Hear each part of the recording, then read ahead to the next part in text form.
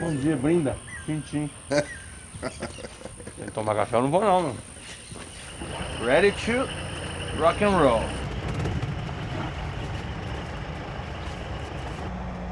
Yeah, we head into a safari to the Pantanal, and well, wildlife never waits. You have to be always ready for wildlife.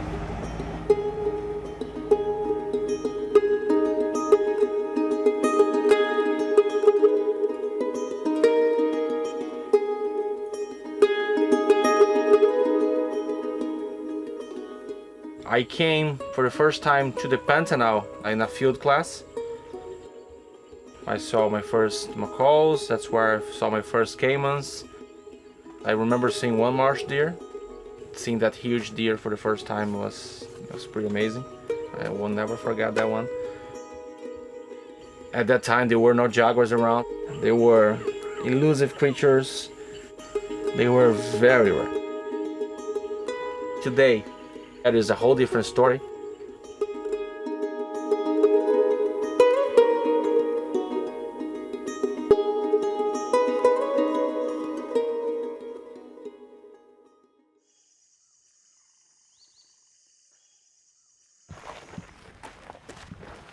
Can you all see this? Mm-hmm. The whole Do you know this? Yeah, no.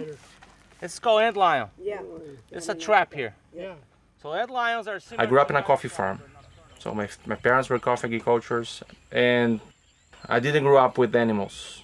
We left the farm because of school, went to live in the town, and I love to go fishing, camping with friends.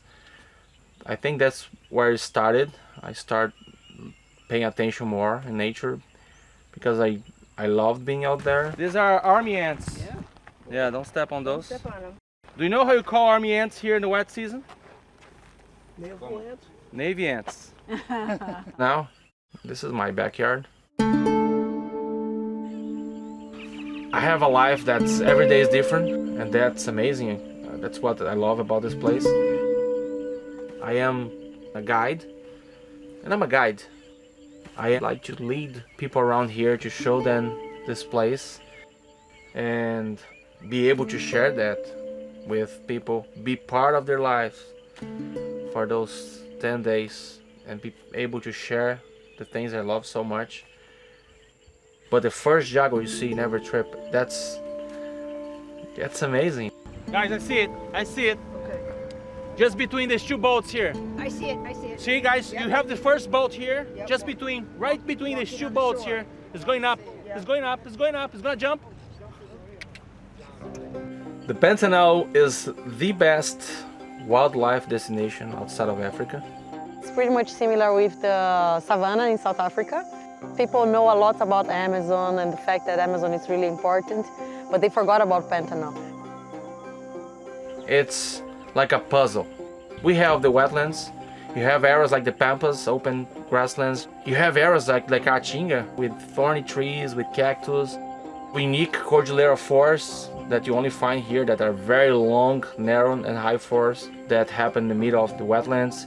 Every single piece of this puzzle is completely different, but once you put them together, they work perfectly. All these biomes make Pantanal. It's like an area that wildlife has many resources. Pantanal can be dry as a parrot's tongue, extremely dry, but it also can be extremely wet. Because of this plain that gets seasonally flooded. It's flat, the soil is impervious.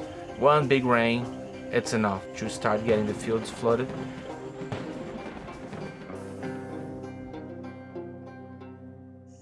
When people come, they will feel glad if they see the giant anteater, the deers, the peccaries, the hyacinth macaw, and all the amazing animals that we have here. But the cherry on the top of the cake is the jaguar.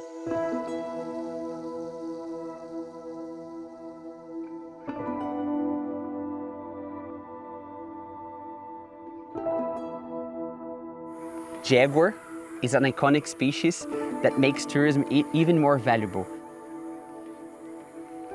Let me tell you something about jaguars. Once I started working as a guide, 2003, jaguars were very rare. At that time, seeing a jaguar wasn't part of the tour. People come here, few of them will have the hope to see one, because if they had the hope we get here, we said, forget about it. It took me 11 months to see my first jaguar in the wild. And that was like a 3-4 second sight. And that's how the sightings were. They were rare and short. A jaguar. You would take the radio and call and say, we saw a jaguar. Everybody in the radio would like congratulate you. And after seeing my first one, it took me 7 months to see the jaguar again. And that's because they were being killed.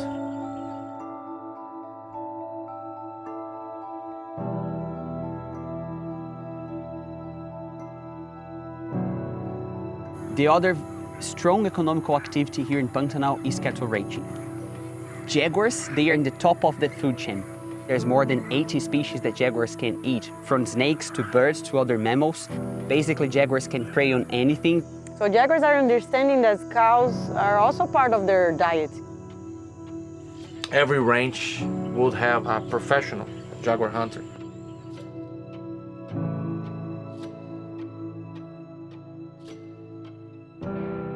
Hunters were famous, you talk about them. For kids, their heroes were the jaguar hunters.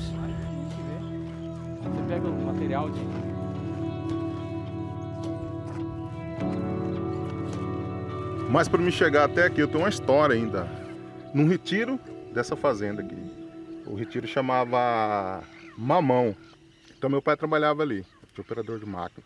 E aí eu via, aquela época, né? Os pessoal caçavam onça. Naquela época, as fazendas todas, né? E eles contavam como que era, né? Como que começava a caçar, como terminava. Então aquilo, eu fui me envolvendo ali, sempre estando... Com 13 anos já tinha uns cachorrinhos, né? Aí eu comecei a fazer minhas... Fazendeiro vinha atrás. Com 13 anos, mano? Com 18 anos, eu conheci a minha esposa. Eu fui pro meio do Pantanal, na fazenda, só para criar cachorro, treinar cachorro, correr onça e caçar com as pessoas, com os fazendeiros que... Então a minha mulher nunca gostou, já de cara chegou e... Pra que você faz isso, né? Pra que você faz o bicho bonito? E eu parei para apreciar um bicho, né? Mas vivo ou morto? Abatido. Peguei na mão, olhei assim as palmas na mão, olhando a cor. Aí tinha umas pessoas que estavam ali comigo, perguntaram para mim, por que você está acariciando o bicho desse tanto? Nada. Daí então, aí eu cheguei em casa, contei para minha esposa que tinha acontecido, ela falou, não falei para você, eu falei, realmente o bicho é um bicho... Bateu o desespero em mim naquele momento, né? Caiu a ficha, o que eu estou fazendo aqui? Eu não sou daqui. O que foi? Eu falei, eu estou aqui já fazendo uma coisa que eu não devia estar fazendo, né? Vendi minhas coisas, vendi tudo que eu tinha, cachorro, acabei. Nós não tem nada, no meio do Pantanal. Eu não tinha casa, não tinha nada. Eu não sabia o que ia acontecer, se ia dar certo ou não. Enfim, falei, mas Deus vai abrir uma porta. Tipo questão de mês também, assim. Toca um telefone um belo dia. Tocou o telefone, atendi. Era uma proposta para mim trabalhar no projeto de conservação de onça pintada. Caramba, um serviço de conservação. E um bicho que você conhecia tão bem, né? Conhece tão bem. Aí no automático meu assim, no meu instinto, né? No meu coração veio, caramba, eu vou conseguir pagar um pouquinho do que eu fiz, né? Que legal. Minha vida agora é trabalhar, né? Para tentar resgatar o que eu mexi lá atrás. Entendi. Então para mim está sendo bastante gratificante, bem gratificante mesmo.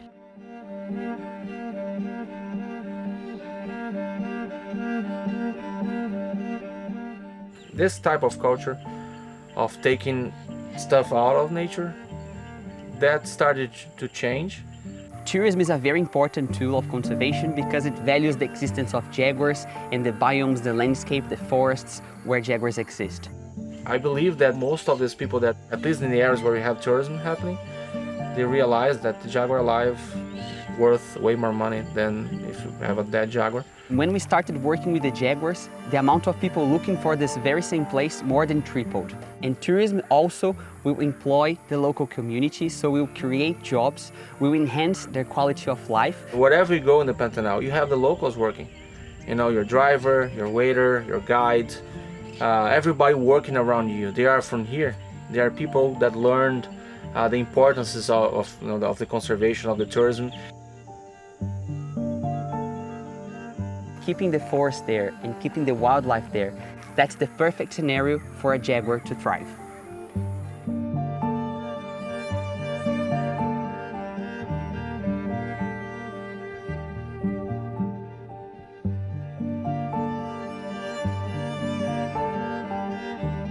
As the population of jaguars is recovering, we're actually learning a lot about them now that they are coming back. Yeah, we didn't used to know that much about jaguars when they were very rare. Yeah, we used to think that they are nocturnal. They're not. We used to think that they don't climb trees. They do. We used to think that they are solitary. They're not.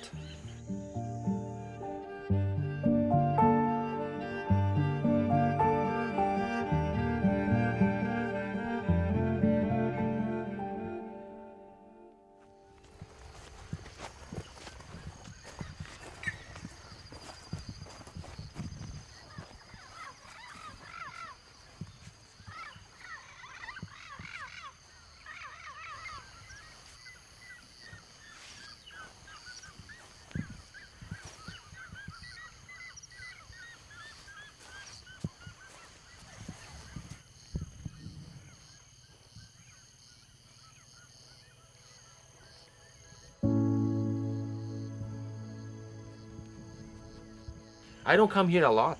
The season's very short. This is the end of the season now. It's the beginning of the wet season. There's no more trips. And to be away from it, for such a long period of time, it's hard. So I want to make the most of it, for me and for the guests.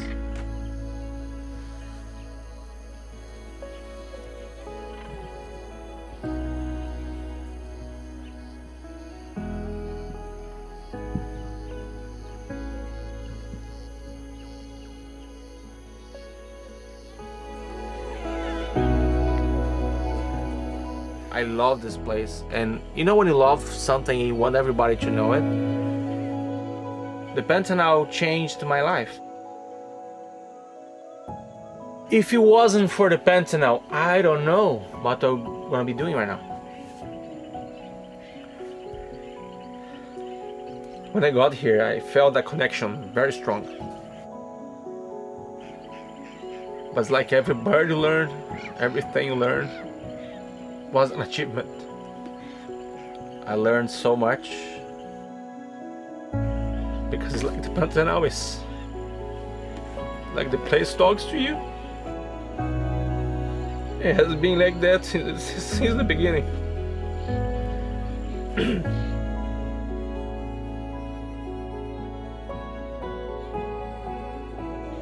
I was a boy on a ride. I had no responsibilities, nothing. Just coming out of college. Didn't know where to go, didn't know what to do. Completely lost. The Pantanal found me. That's where I become who I am. Become Zapa.